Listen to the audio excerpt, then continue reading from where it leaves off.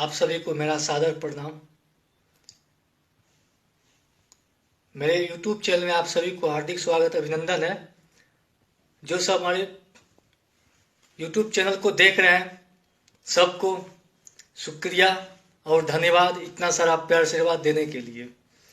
और जितने भी हमारे YouTube चैनल पे सब्सक्राइबर है, ऑडियंस हैं, वो सबको बहुत बहुत धन्यवाद कि आप लोगों ने इतना लाइक करते हैं, सब्सक्राइब करते हैं। आप लोग को पैर छू करके प्रणाम करते हैं और अपना आशीर्वाद इसी तरह अपने बेटा पे देते रहिए।